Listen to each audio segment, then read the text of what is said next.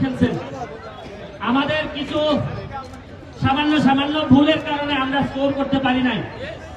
তবে একটা জিনিস, আমার বয়স কত কত 45, 2টা বাইসাইকেল কিক দিছি, তোমরা পারবা? মানে কোমরের ভয় করি নাই, কোমর করলে তো ভাঙার কথা।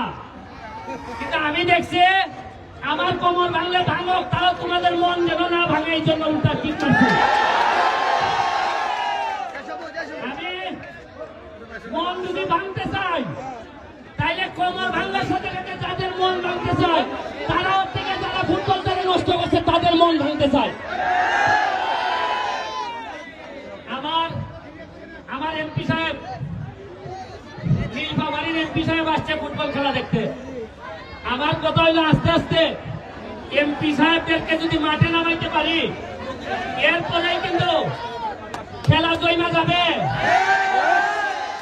আজকে পাঞ্জাবি পরে আনছি, আগামী খেলায় ফুল প্যান্ট পরাইয়া 5 মিনিটের জন্য মাঠে নামাই দিব।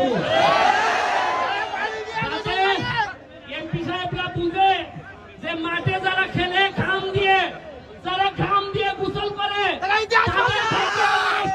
তাদেরকে প্রতিহত করতে হবে। একটা প্লেয়ার 5,000 টাকা পায়, 5,000 টাকার বিনিময়ে সারা 8টা পর্যন্ত খালি আইস বরফ মারতে হয় পায়ে। কি মারতে হয়? বরফ দিতে হয়। প্রতিটা প্লেয়ার যে পরিমাণ লাথালাথি খায় চিন্তাই করতে পারবেন না। কিন্তু আপনাদেরকে আনন্দ দেওয়ার জন্য আর মাত্র 5,000 টাকা পায়। আর দুঃখ লাগে এই দেশে ঘাম ফলাইয়া 5,000 পায়, আর এসির মধ্যে ঢুকে 5,000 কোটি টাকা দুর্নীতি করে।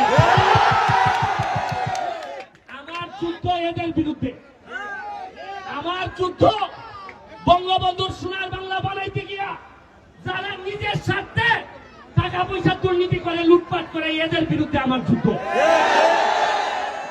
আমি আপনাদের রাজবাড়ির মানুষ যারা আছেন, আমার আবুল কালাম আজাদ ভাই, তার বাসায় খেয়ে দিয়ে আসছি।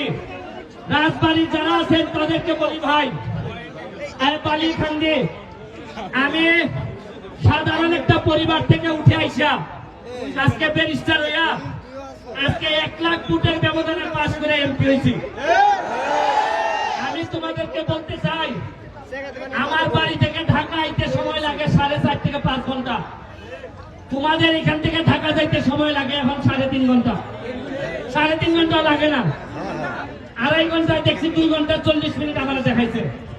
বাইরে 4.5 ঘন্টা দূরত্বে থেকে আইসা আমি যদি ব্যারিস্টার সমান হইতে পারি, তোমরা কি 2.5 ঘন্টা দূরত্বে থাইকা ব্যারিস্টার সমানের চেয়ে বড় কেউ হইতে পারবা না? আমি তোমাদেরকে জিজ্ঞেস করতে চাই।